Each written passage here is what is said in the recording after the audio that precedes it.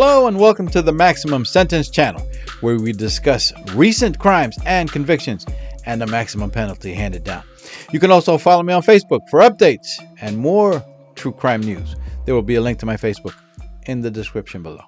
The case I'm going to talk about today was a big whodunit mystery for many months in the year 2023. And even after the detectives had zeroed in on who they believed that the killer was, it took quite some time after that to gather the evidence they needed to charge the killer. I will start by telling you about the victim in this case. His name was Timothy Floyd Smith, known more affectionately to everyone as Tim. Tim was born in Florida in 1963 to a very strict and religious family. And because Tim grew up in that environment, including growing up in a very conservative community around him that makes up much of the city of Ocala in Florida, Tim had to struggle with his feelings of being attracted to other males.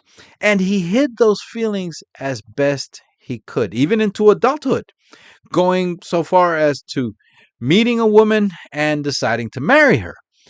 But that would not last long.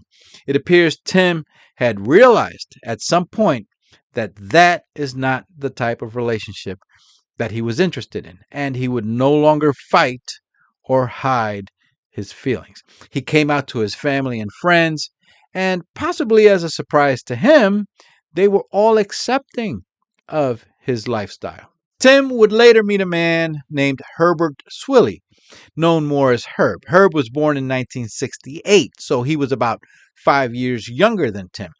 Herbert had a very similar experience as Tim while growing up in Florida, and it also took him some time before coming out. He also married, but unlike Tim, Herb had a child with his wife before the divorce, a girl named Jordan Swilley. And I'm not sure what the situation was between Herb and his ex-wife, but Herb ended up with full custody of his daughter.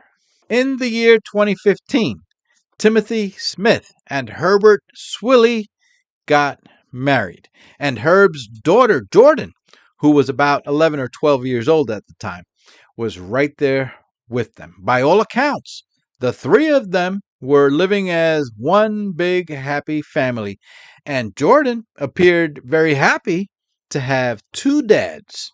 According to reports, Tim Smith never thought of Jordan as a stepdaughter or adopted daughter. She was his daughter as much as she was Herb's. And in many of his social media posts, he referred to Jordan as his daughter.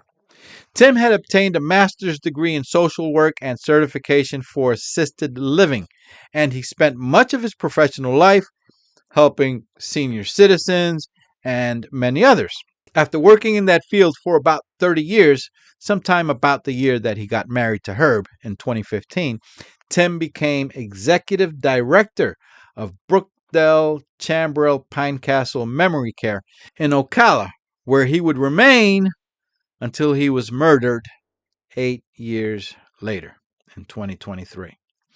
Tim also enjoyed performing in drag shows on stage, going by the name Augusta Wind, which, according to those close to him, he had done with beauty and grace. Some lady friends of Tim that were interviewed had said that they not only went to a lot of Tim and Herb's parties and barbecues, which happened often, they also went to Tim's drag shows because Tim looked like he was having so much fun doing that, and because he had a wonderful singing voice. Herb was working as a handyman. Here is an actual image of his pickup truck and handyman trailer. And while his profession was not as lucrative as Tim's, he was doing well for himself. And as it turns out, both Tim and Herb rented a second home that they would convert into what I will call a house of pleasures, or the pleasure house. Herbert would refer to it as a recreational home or recreation home. That home had a massage cot and a bed and a hanging contraption used for various adult fetishes. The place was set up for bondage, discipline, dominance, submission, and all kinds of role playing between men. The place had many different kinds of adult toys and containers of different kinds of lubricants. Tim and Herb did not live there. That was their playhouse, so to speak. And while they appeared to be happy with each other, they also had an agreement of what is referred to as an open marriage. So both Tim and Herb were allowed to date other men and take them to the pleasure house. And sometimes they would go there together with another man that they met. Most of the men that were taken there, they met online, some on that same day. Herbert would later say that they knew it wasn't safe to do that, but they were having so much fun and enjoying it so much that they took their chances.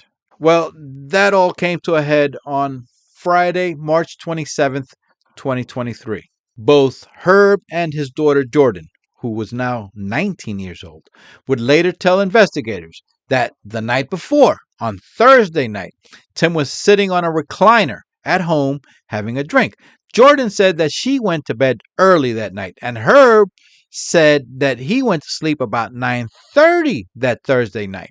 Herb said that he got up about 4:40 in the morning and went to the gym to work out. He said he didn't see Tim anywhere, but he also didn't bother looking for him around the house either. He just wanted to hurry out and get over to the gym. Herb said that he arrived back home and went straight to the shower, and after getting out of the shower, that's when he realized that Tim wasn't home. He said he thought that maybe Tim must have gone to work a bit earlier at the assisted living care facility.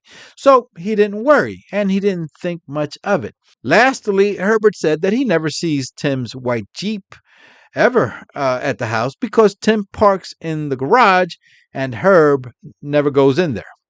Herbert said that he then went with his daughter, Jordan, on Friday morning to a deli in downtown Ocala, and they had breakfast. He said he also tried texting Tim a couple times, but he never got a reply.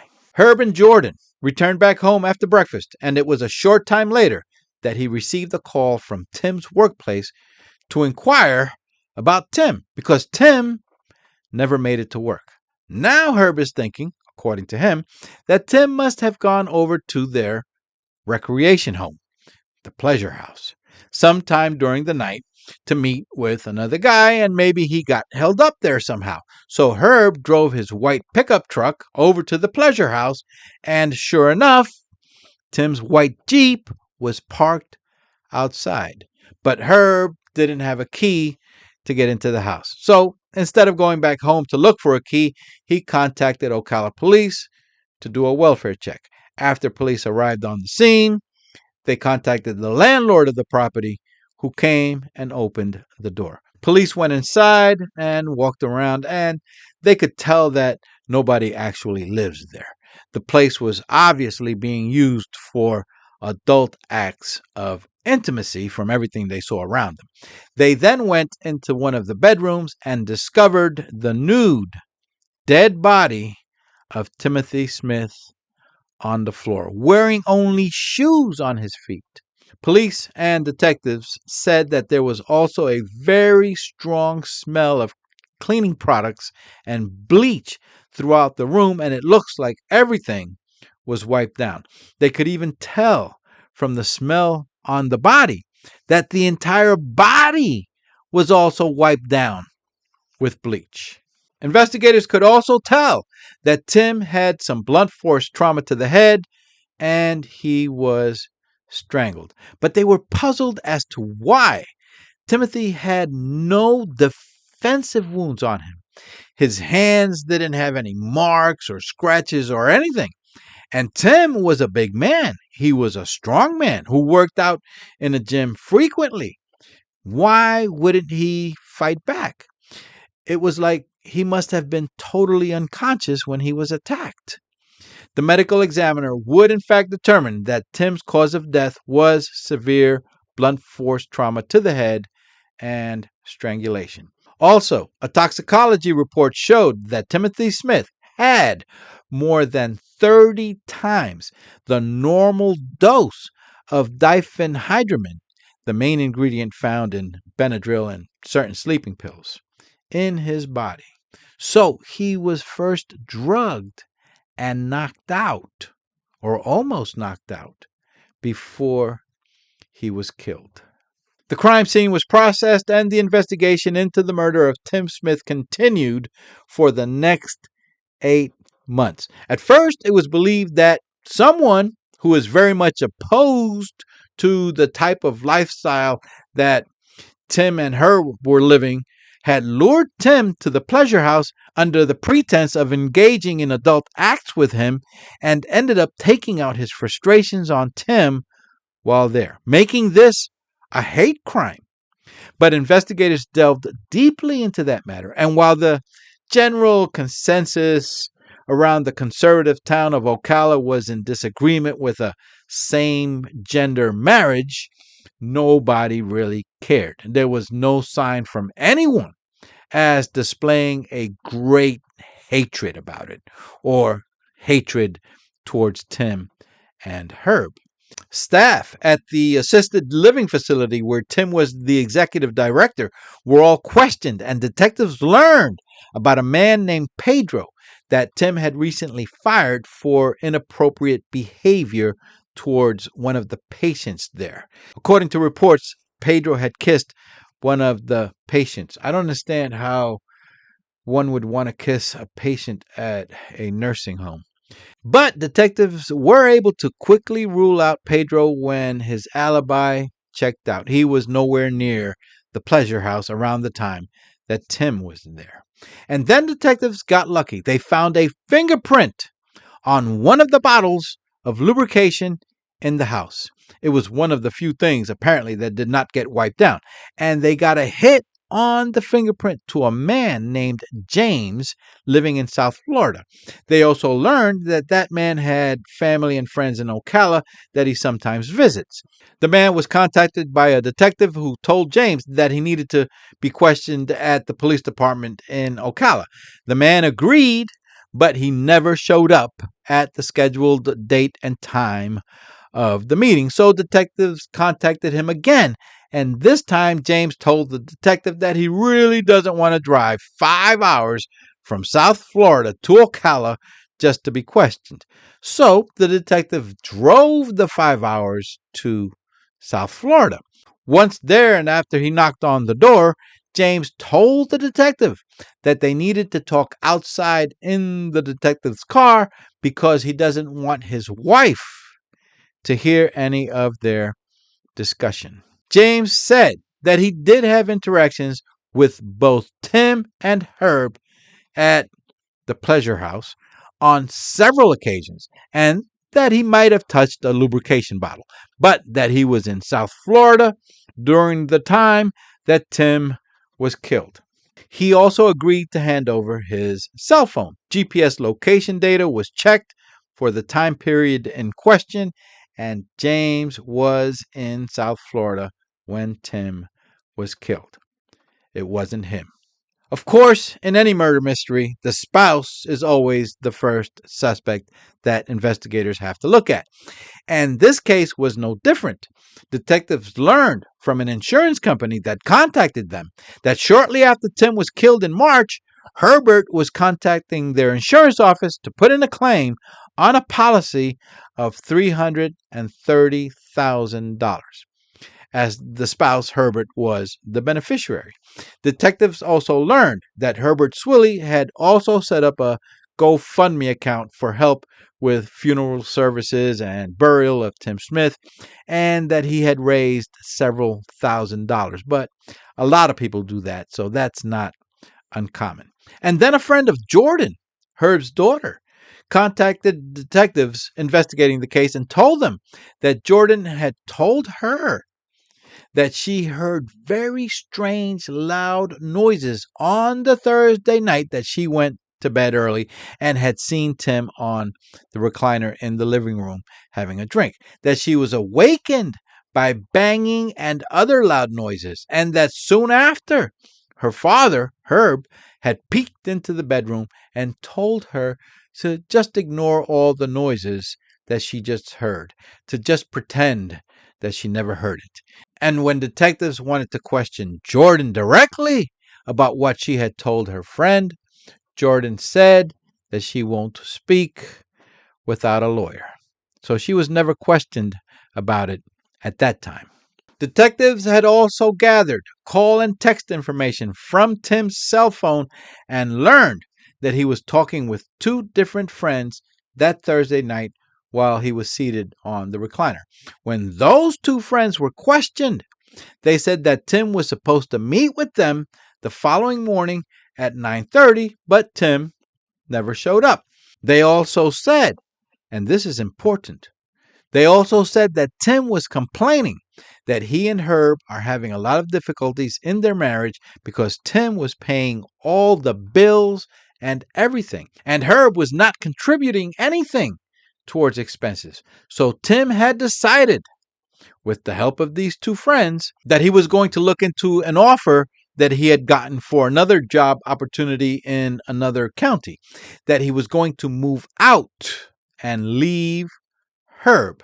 So Herbert Swilley was about to lose his cash cow, who has been paying for everything. And detectives theorized that either Tim told Herb of his plans that Thursday night, or Herb overheard Tim's phone conversation about his plans. And then things got even more interesting.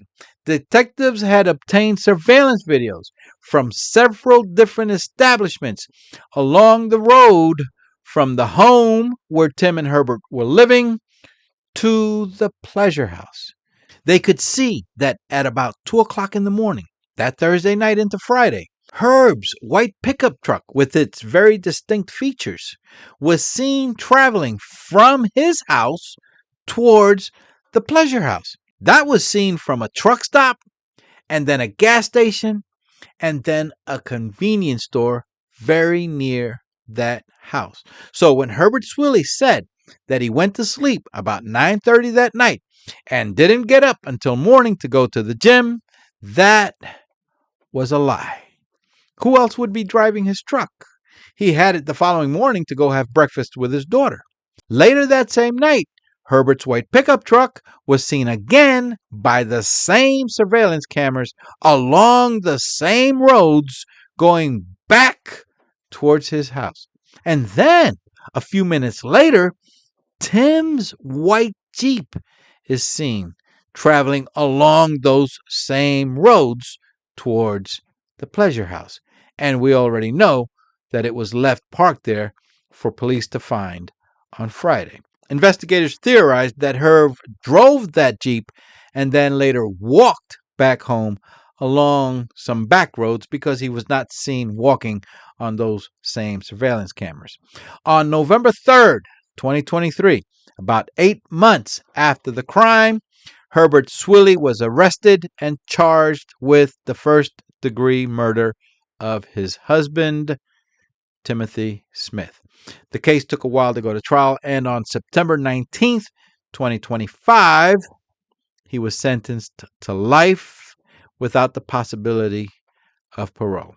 The only question on the minds of investigators was how much did his daughter, Jordan Swilley, know about her father's actions that night. Jordan, like I said, was 19 years old in 2023 when her other dad was murdered, and she was still living in the home. She did testify at Herbert Swilley's trial and admitted that her father told her to lie about his whereabouts that night and later directed her to help him discard all of Tim Smith's belongings. In the end, Jordan was never charged with any crime. Please go ahead and hit the subscribe button for more of these true crime stories so that you're alerted when the next one comes out. You can also follow me on Facebook for updates and more. There will be a link to my Facebook in the description below. My name is Paco Rivera. Thank you for watching. Take care and bye for now.